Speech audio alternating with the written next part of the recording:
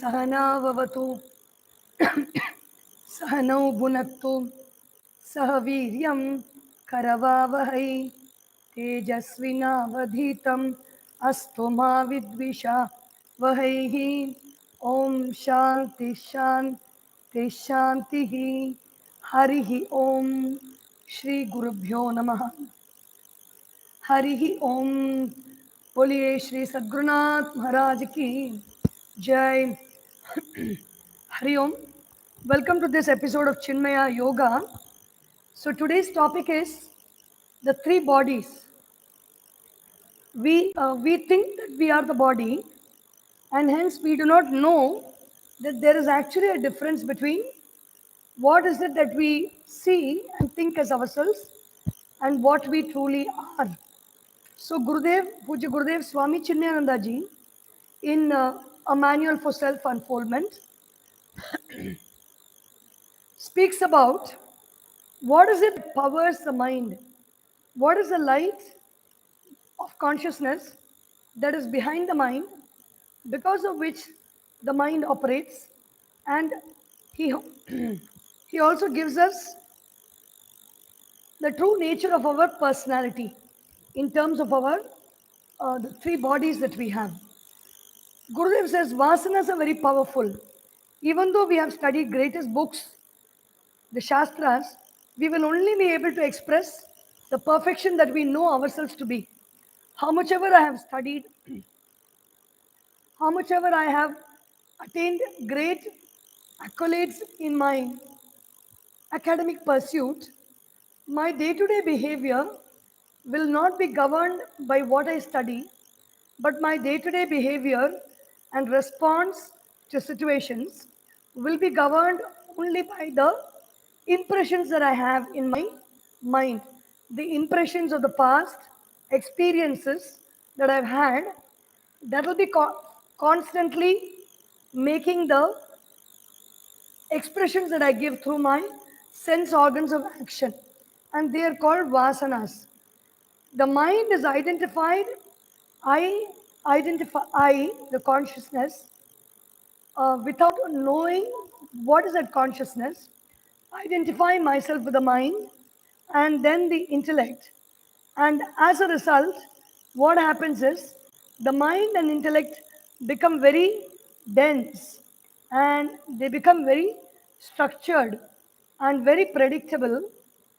And this leads to two important things which are a great problem to us in our day-to-day life. This is what forms the word that we call ego. What are these two things?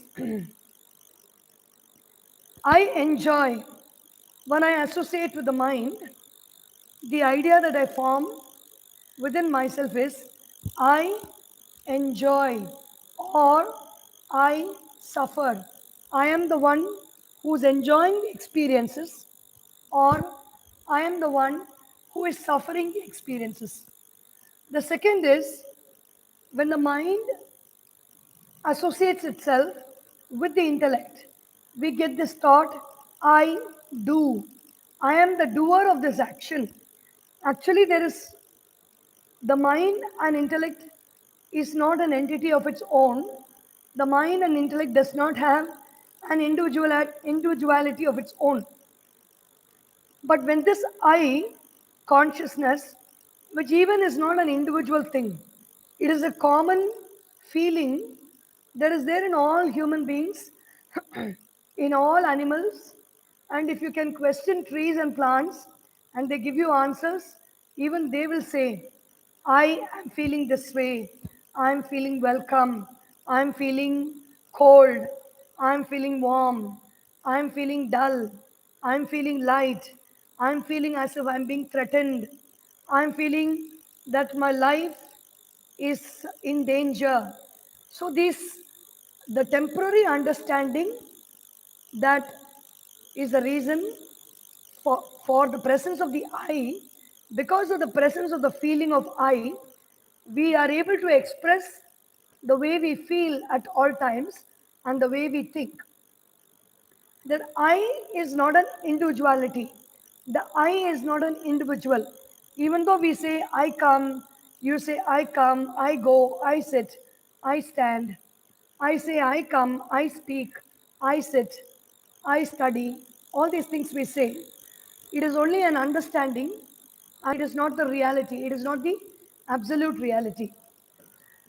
So when this mind, I identifies itself with the mind and the intellect. The mind is the one that experiences the liking and disliking, the anger, the desire and the anger, the likes and dislikes, the running towards something and withdrawing from something. Everything is done by the mind. Even when we see a very tasty chocolate cake on the window, the body is not the first thing that goes to the chocolate cake and gets attached to it. It is the eyes that look in the direction, and through the eyes, the mind goes out. The mind means the knowledge, the consciousness that is attached through the eyes.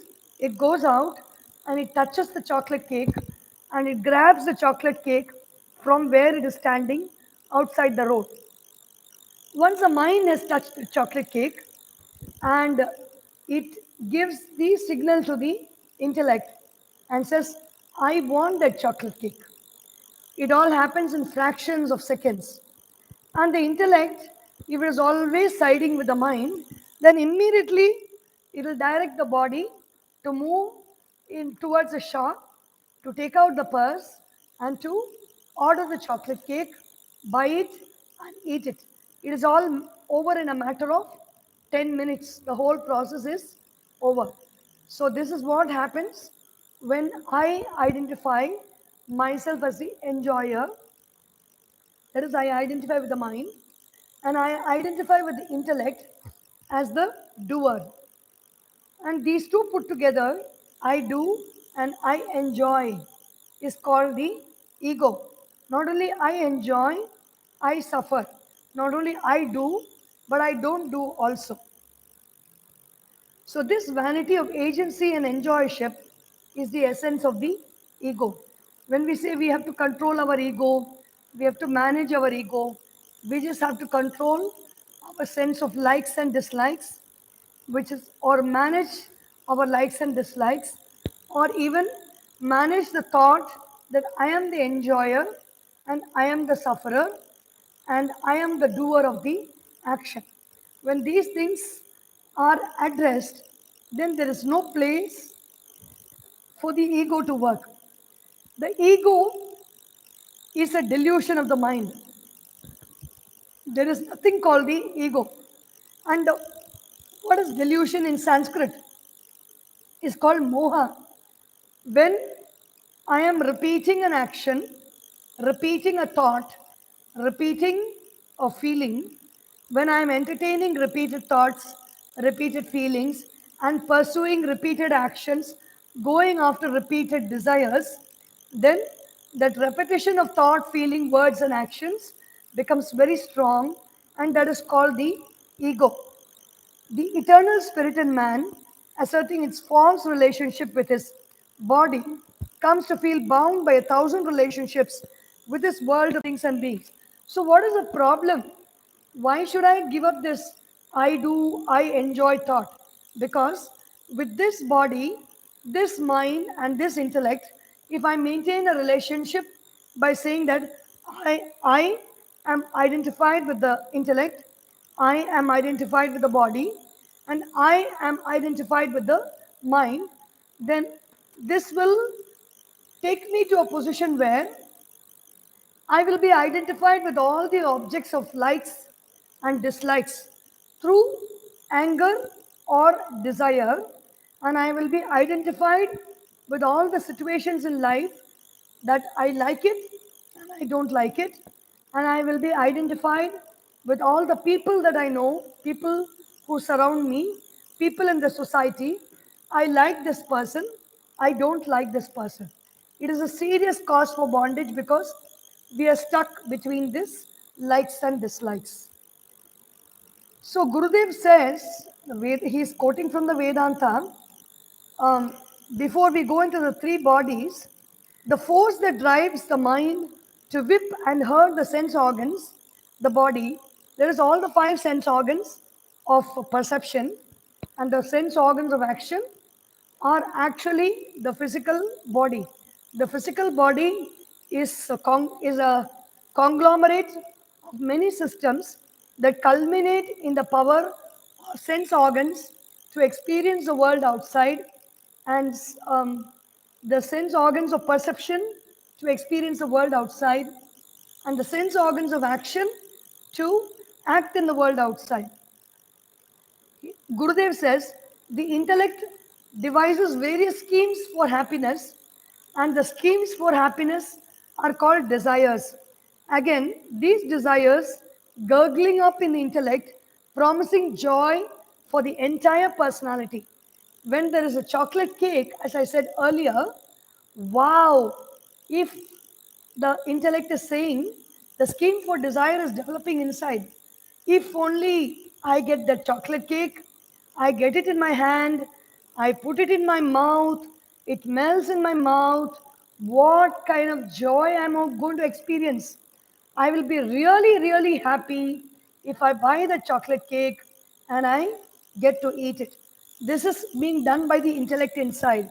It because intellect or the subconscious mind within, because the subconscious mind always likes our happiness. It wants our personal happiness. And if the subconscious mind is not substantially trained to see the difference between what gives me true happiness and what does not give me true happiness, then it will constantly be planning, manipulating, and scheming to get objects of the world outside, to draw people from the world outside, to bring situations from the world outside, or take me to objects, take me to people, or take me to situation. It is only this two-way communication that's happening at all times.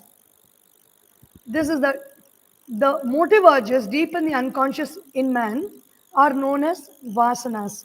This level of personality is called by the rishis as the causal body because it is a final determining factor that orders the type of mind and intellect known as the subtle body and all the behavior at the physical level, the gross body.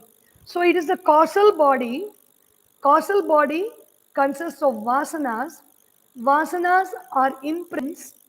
My earlier experience of seeing chocolate cakes, seeing others eat chocolate cakes, seeing advertisements in television showing gooey chocolate cakes with dripping chocolate, which I formed impressions of, yes, that gives me joy, and my own experience of eating them and experiences a sense of satisfaction, experiencing a sense of life, like experiencing a sense of love to have the casata chocolate cake with ice cream.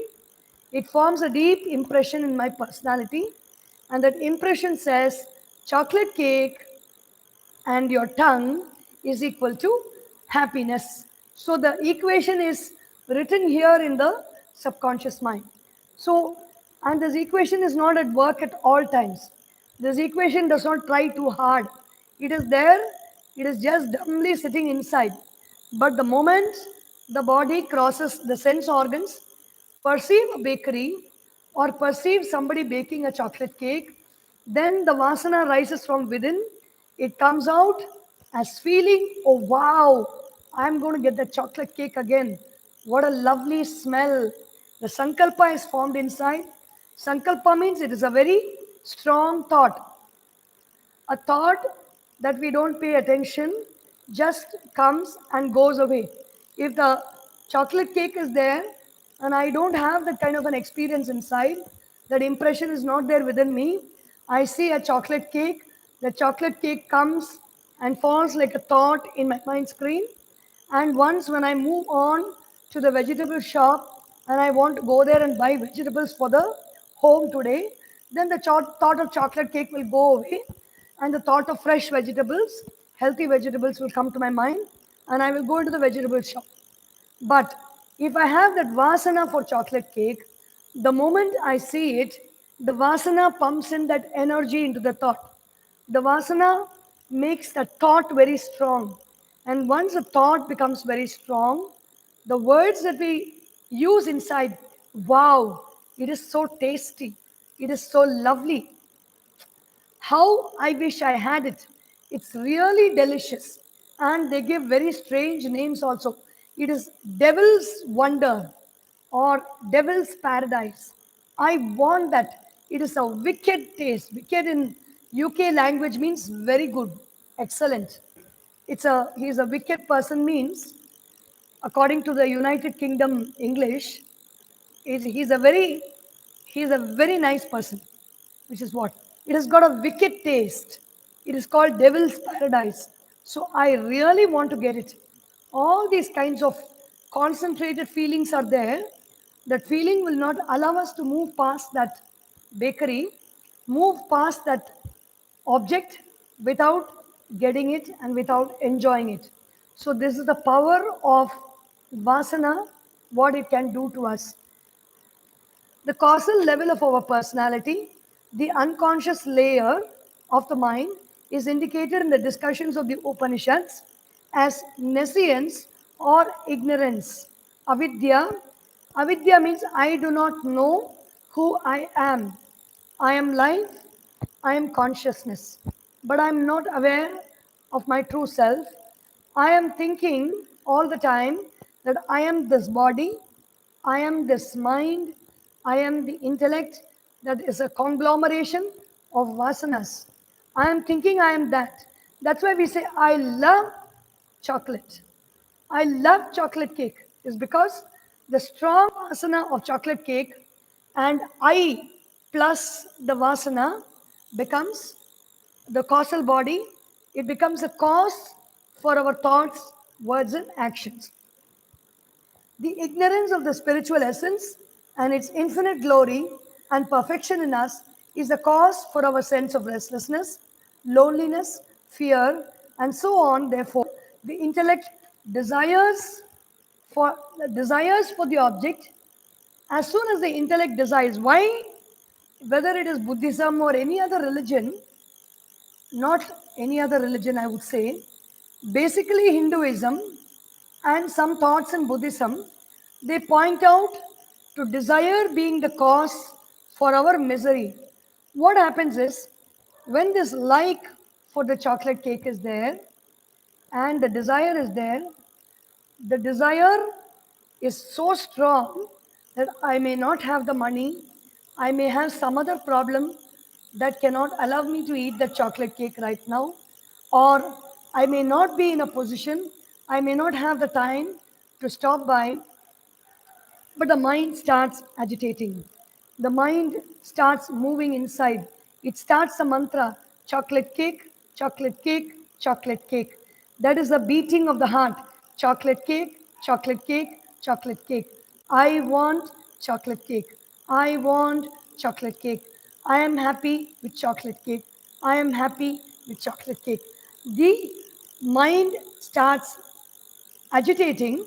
The heart, the heart, which is nothing but pure energy, beats in tune with the mind, and then the big body of 70 kgs or 80 kgs is comfortably walking towards, against all odds, against all limitations, against all blocks, against all other people's sound advice.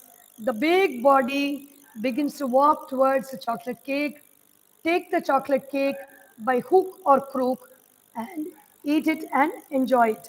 So, this is a way the mind agitates and the sense organs, that means the whole body. I said 80 kgs weight or 70 kgs weight. How does the body go? The sense organs carry the body. That is why the name for the eyes is netra. Nayati iti netra. Nayanat trayate iti netra.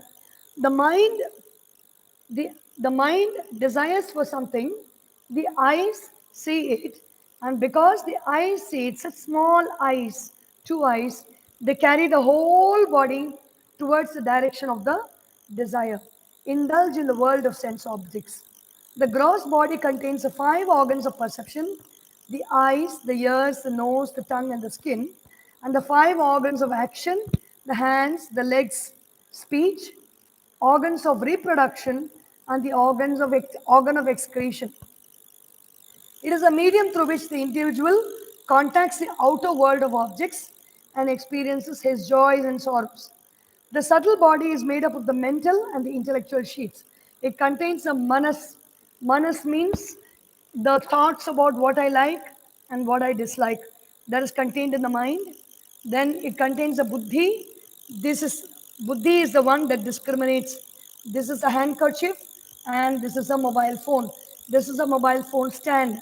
This is an eraser. This is a cloth and this is a pencil. These differences are told by the intellect. The mind does not have the differences. I like this, I don't like this. I want this, I don't want this. This is what the mind does. But the buddhi has got a more refined manner in which it can distinguish between one object and the other. It can distinguish between objects in the outer world. It can distinguish between feelings in the inner world. And at the core level of our personality, the intellect is capable of distinguish between who am I and what am I not. So this is where the intellect's role is there in our system. So manas, buddhi, then we have the third one, chitta. The manas only contains the thoughts about likes and dislikes. I like this, I don't like this. I like this, I dislike this. Only the yes and no part of it is there in the mind. So sometimes when you see people, they cannot answer or talk anything beyond a yes or a no, which means the mind is very active. The third category of the subtle body is called the chittam. The chittam is a repository of thought objects, feelings, emotions, and experiences that we have gone through in the past. Many thoughts come, many thoughts go.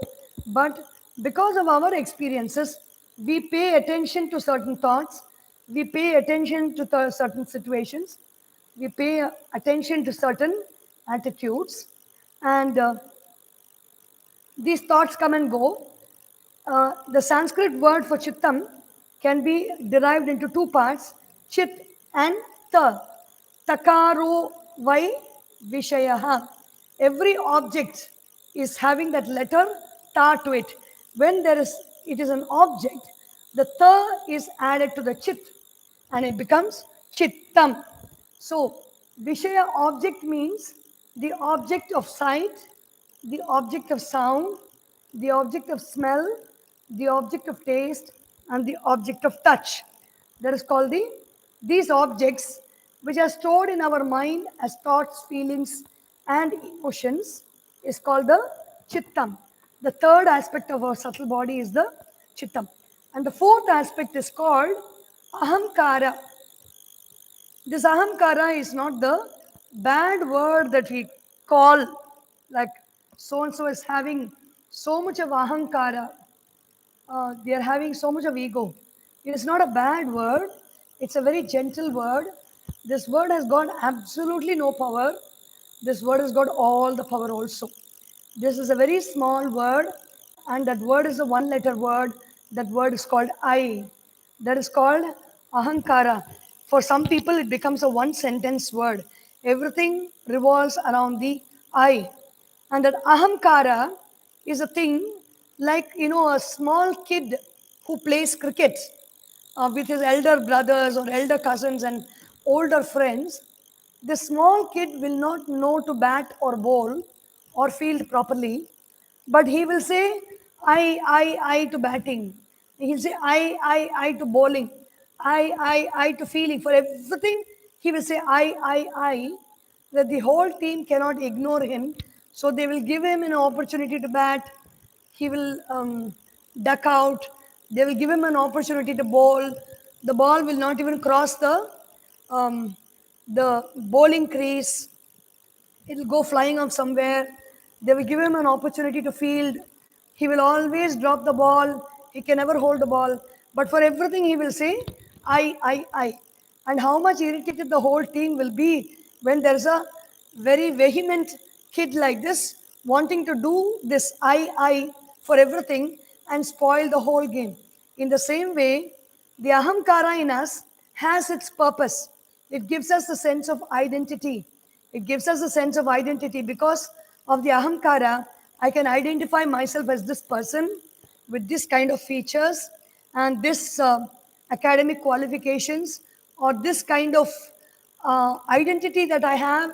This is my home, this is my address, this is my family, this is my subject which I'm studying, this is my sadhana, my focus, this is my address back home, and this is my Facebook page, this is my selfie.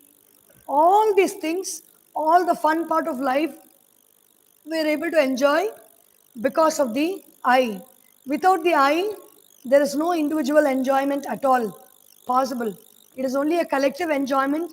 It is a collective I or collective consciousness of everybody's. Such a person will be a very happy person, a Jivan Mukta Purusha, one who is liberated by living, has functions without the sense of I.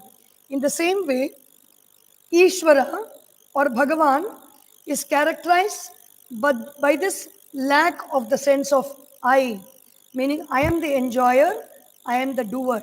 These notions are not there in him. Such a person becomes Ishvara or the ruler of this whole world and the whole universe. So these four aspects, manas, buddhi, chitta, and ahankara, form the subtle body. The causal body is comprised of vasanas. And what is the nature of the causal body? I don't know. I don't know who I am. That is a thought in our causal body. And also, not only the thought, I don't know who I am, but I think this is what I am. I don't know who I really am. I don't know that I am consciousness. I don't know what it means by consciousness as my own self. But I think I am this body. I think I am this mind. I think I am this intellect. I think I am this work. I think I am this role. I think I am this name. I don't know and I think. I don't know is non-apprehension of who I truly am, and I think is misapprehension of what is not actually me. In the Patanjali Yoga Sutra, a very beautiful sutra describes what is avidya. Avidya is the first klesha or disturbance of mind, impurity of mind rather, and it says anitya, ashuchi, anatma or anitya, ashuchi, dukkha, anatmasu, nitya, shuchi, sukha, atmakyatir avidya. So what is avidya? What is ignorance? That which is temporary, that which is impermanent. Ashuchi, that which is impure, that which is dirty, that which is unclean. Then that which gives me sorrow, dukkha, that which is not me, that which is not I superimpose the thought of nitya, permanent, shuchi, pure, sukha, that which gives me joy, and atma, I, into that object, which is called avidya. So this is the subtle, the causal body in us is avidya. This whole human being is born. There's no medical doctor can tell us whether it is in Ayurveda, this kind of a thought is there. This kind of a Vedantic understanding is briefly mentioned in our Ayurvedic texts also, where in those days the Ayurvedic doctors and healers would have studied the Upanishads. There are many Upanishads that are based on the Atharva Veda, which is the source for Ayurveda. And Atharva itself means no shaking, very steady. Na atharvana. Tharva means to shake. Atharva means non-shaking, single, permanent, one consciousness. Being in that awareness is atharva. And so, this kind of an understanding, no medical doctor can give us. Medical doctors can heal, they can give medicines for the problems of the body or even problems of the mind, and therapists can give us the right direction in our life, which is guiding the intellect. But no medical doctor has ever said so far how this body is born, how this body manifests in this whole universe. How come this individual, that is me, saying I has come? From where this I has come, and from when the body drops, where this person will go, no medical knowledge has so far unearthed those thoughts for us, which is there in our Upanishad. And there is an Upanishad called the Garbhopanishad. The Garbhopanishad gives us the whole thought about how this human being is formed, what is the thought in the mind, what is the feeling in the mind that gives rise to this individual human being, and what happens when the baby is born, all the during the months of gestation, how the baby grows and how the baby develops. And at the time of birth, the baby inside is very aware of its past lives and of all its actions in the past. And it has suddenly got the awareness that, oh my God, I have got locked in this womb. How did I come here? It is because of all this. And the baby decides in the mind that, and it is praying to Bhagavan, it is telling Bhagavan, in this, when I come out of this womb, I am born in this earth. I will do sadhana, I will do yoga, I will do pranayama, I will control my senses, I will be devoted to you, I will study the Upanishads, I will strive to know who I am. All these decisions are taken by that baby. Every baby in the womb takes these decisions. And the moment the decisions are taken, then the mother's labor pain begins. This is not what I am saying, this is there in the Garbhopanishad. The moment these decisions are taken, then the mother's labor pain begins and the baby is born outside. But once the baby is touched by the winds of Maya, the power of Maya of this whole universe touches the baby's skin, all the sankalpas are forgotten, and the baby is caught in the vortex of Maya. And if there is no compassionate guru to guide that baby throughout the life, then the baby goes through the same process many, many times in the future also. So, what is causing the different urges in us? The vasanas that are there are mainly of three kinds. They are Deha Vasana, they are Loka Vasana, and they are Shastra Vasana. The desire for chocolate cake is a very simple desire, but our other desires are very, very deep. I have Deha Vasana, I have the Vasana for the body. I want the contact of the physical body. And so that makes me do actions that helps me to continue the lineage and also increases my desires in the mind. The contact with the physical body increases desires in the mind. That is Deha Vasana. And also, the Deha Vasana is what makes me think that I am the body, and because I think I am the body, I'm going on pampering the body, I'm going on feeding the body, thinking I'm this body, I'm clothing the body with expensive clothes, I'm buying expensive makeup, and I'm giving myself expensive makeovers and hairdos, nail polish, buying nice expensive shoes, or many, many types of shoes, many, many types of handbags, many, many types of necklaces, chains, scents, everything to project the body to the world outside. Then you have Lokavasana, the Vasana for the outer world of objects, people, and emotions. Wanting to experience some emotions, wanting to experience the presence of certain people, and wanting to experience the objects. We know that the whole world, the whole market industry is based on all these. kind of wants that we have, the Lokavasana, or wanting to experience name and fame in the world, that is Lokavasana. The third type of Vasana means something that covers us fully. From head to toe, we are covered with the thought completely. The third Vasana is Shastra Vasana, or the desire to know.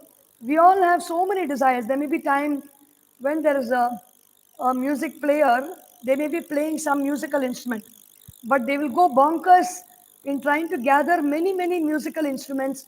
I want to play the veena, I want to play the violin, I want to play the flute, I want to play the guitar, I want to play the keyboard, I want to play the piano, I want to play the mandolin, I want to play the jalatarangam, I want to play the mridangam.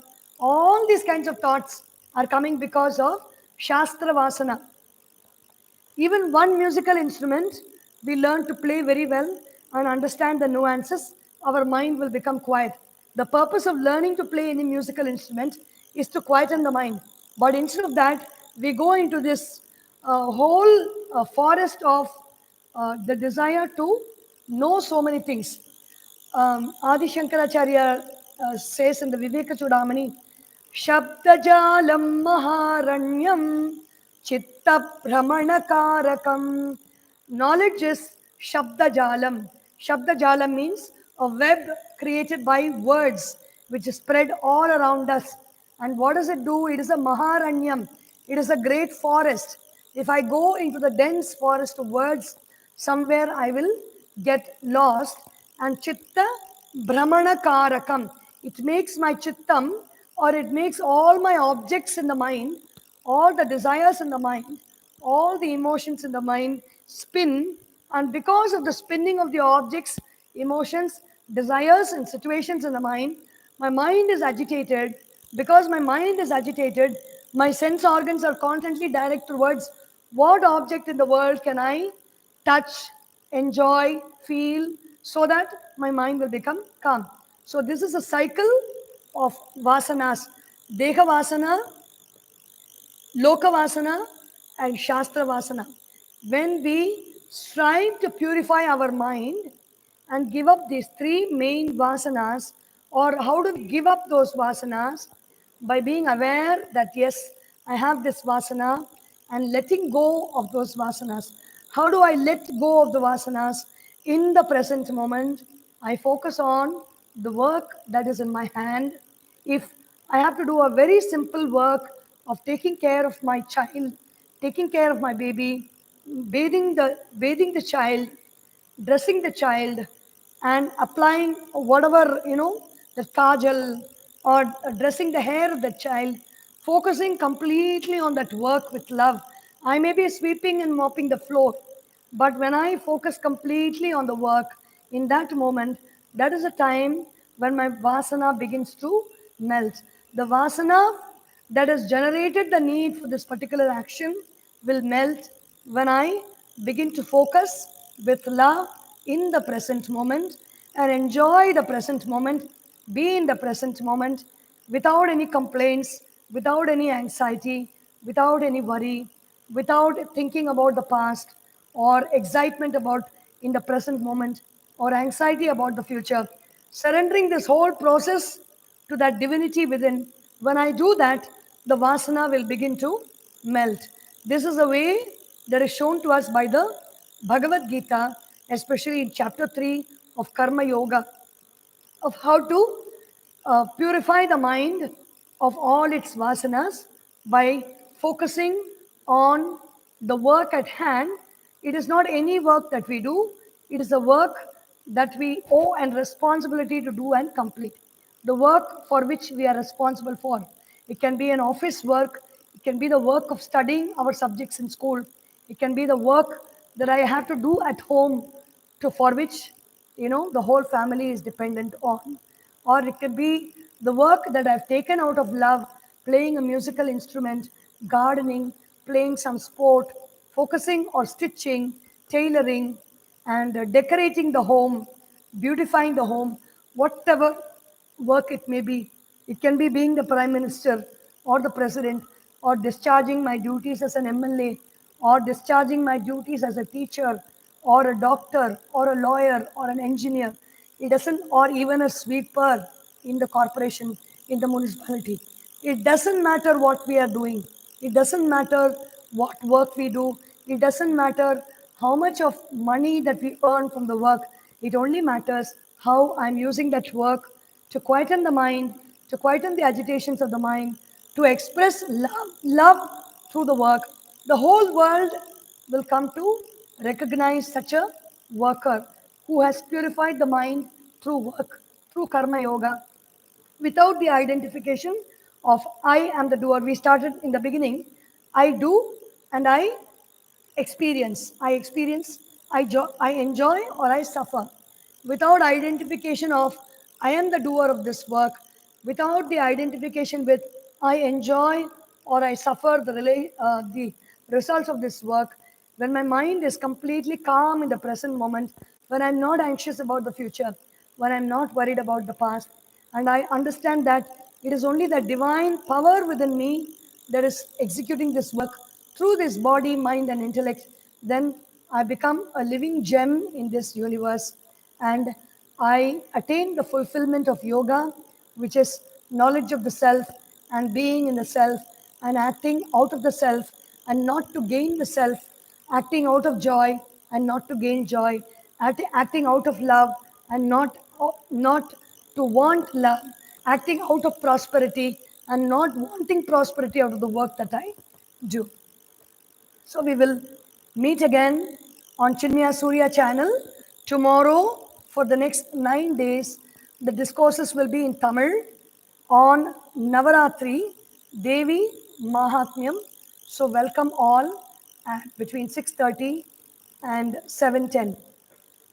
Om Om Om Sarvesham Swastir Sarvesham Shantir Sarvesham Purnam Sarvesham Mangalam Sarve Bhavantu Sukhinah Sarve Santu Niramaya Sarve Bhadrani Pashyantu Ma Kaschid Dukkha Bhag Bhavet Om Asatoma Sadgamaya Tamasorma Jyotirgamaya Mrityorma Amritam Gamaya Om Purnamadav Purnamidam Purnat Purnamudachyate Purnasya Purnamadaya Purnameva Vashishyate Om Shanti Shanti Shanti Harihi Om Shri Gurubhyo Namaha Harihi Om बोलिए श्री सद्गुरुनाथ महाराज की जय हरि ओम। Thank you.